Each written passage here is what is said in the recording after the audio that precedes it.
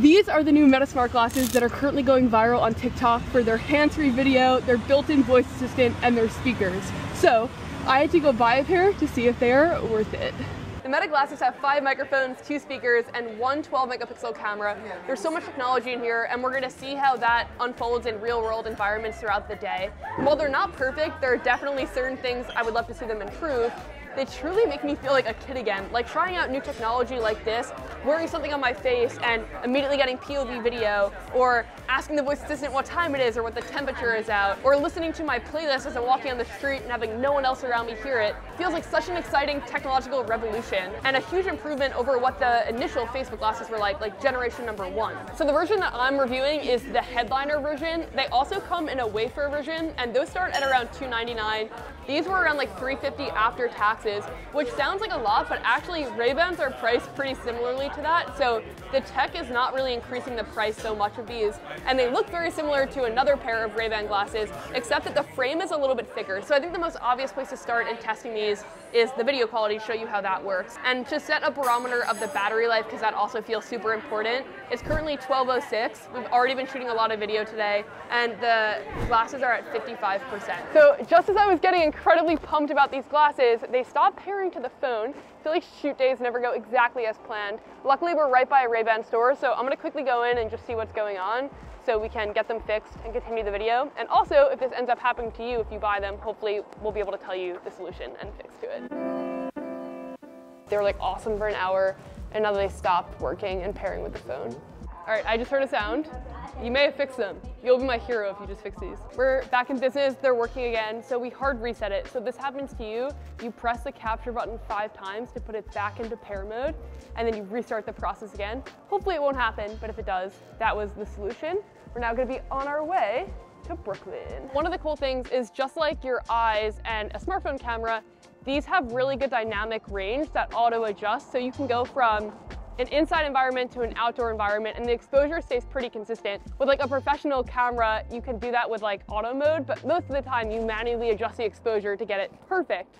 But when you're on the go and you're looking for like POV shots, it's really nice to have glasses that just can deal with different exposure. Another thing to note on the video recording front is that it shoots in 1080p, but the aspect ratio of it is more vertical, because I think that Facebook and Meta are assuming that people are going to use this for like POV, real shots. You could also live stream directly from these glasses to Instagram, but for someone that primarily makes like longer form video, I would really like the option to have the aspect ratio be more horizontal.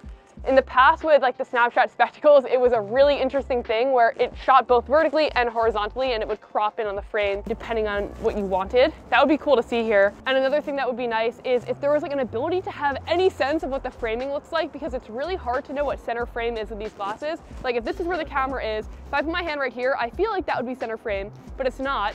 And the hack to get around this is by opening up the app and going to live stream, and then that can give you a preview of what they're seeing. But otherwise, you just have to kind of cross your fingers and hope that the framing looks good. Also, through trial and error, I've realized that my hair often can get in the frame and cover the camera. So when I'm shooting something, I always have to make sure that that field of vision is completely clear. But I've been seeing a lot of criticism online that people feel like this is not a significant enough indicator to people around you that you're recording video. Like it should be red, it should be flashing, because people can maybe use this for not great ways and record when the public doesn't want them to. That said, on the phone, you obviously can see when someone's recording video, like I'm recording right now, but it feels a lot more obvious when someone has their hands held out that they're recording versus just wearing a pair of glasses.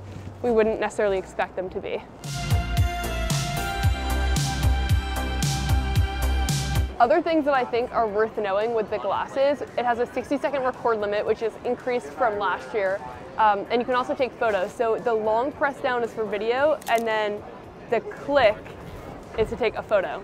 You can also change that in the settings if you want a long press to be for photos, but I feel like this just makes more sense. So for this clip, we don't have audio, and the glasses actually caught the reason why the microphone was not plugged in, just YouTuber things. But in this clip, I'm saying how beautiful and sunny it is out, and that we're headed to a park in Brooklyn to test out the glasses playing soccer, because I feel like a sport is a perfect use case where you want to be able to film it, but you need your hands and you're on the go, so stabilization is helpful.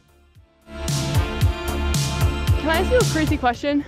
We're shooting like a video on these for YouTube. Is there any way I can take one shot with the soccer ball? Go ahead. Are you sure? Yeah. Thank you so much. Yeah, there's like a camera here. You have more? Let me try it too. You want to try it? Okay, yeah, you definitely be better. All right, let me take a shot and then I'll hand them to you. With these shoes? Yeah, do you think this is a bad idea?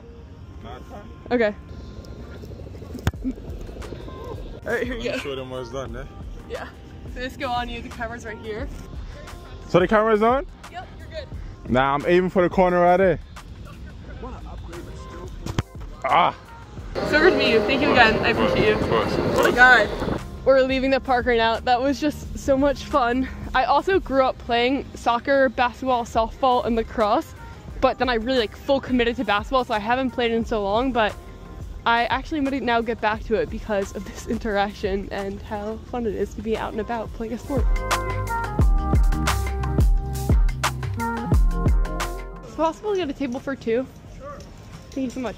So the way to get the footage off the glasses is by downloading an app called MetaView. And then once you open up the application, the glasses connect via Wi-Fi, and then the footage imports here. So I haven't seen any of the footage that we just took, and I'm about to right now. So once you're in the application, it will show you a preview of all your footage. You can click on it and then watch it live here, quickly upload it as a Instagram story, which is awesome. Like that interface works seamlessly. Or you can also save it to your camera roll, and it will show you a live action of the amount it has left to import, the battery life of the actual headphones, what they're called, and the case. And they're charging really, really quickly. So it's 241, at 233 they were around 10% battery life. So that's fast. And I think the fact that it uses the MetaView app to access the footage is a pro and con.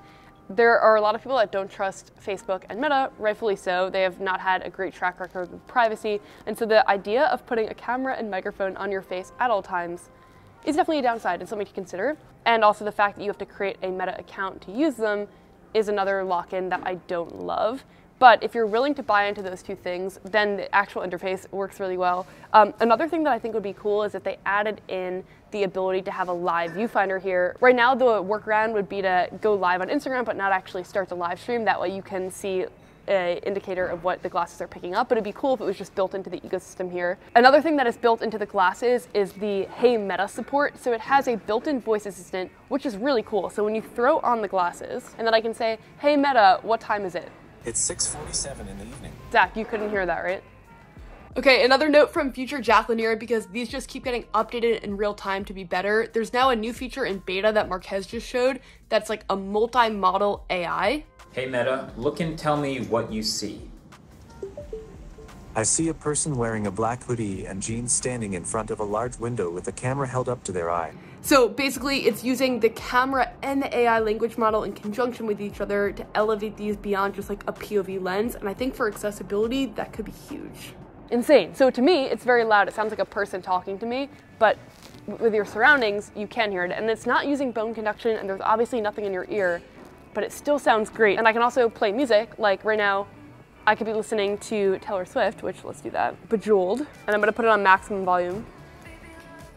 Can you hear it? Okay, so to Zach, he's saying it sounds like at max volume. He can hear it a little bit, like I have earbuds in. That was like really loud for me. It sounded like a concert in my ears. This is at like half volume, which is what I would actually listen at. These glasses are really making me feel like a little kid again, and I feel like there's a huge renaissance in the last year or two in wearable technology progressing rapidly, whether it be like a ring that tracks your sleep, or a watch that tracks your fitness and workouts, or glasses that go in your face and give you an assistant and a camera. There's so much to be excited about in technology, and I'm just so grateful that part of my job is testing it and sharing it with you and building this community of people that love tech. Thank you so much for watching this one. Hope you enjoyed it. If you want to hang out in another day in the life, you can click right here, or watch the office tour of Spotify right here, one of my favorite videos that we made all year.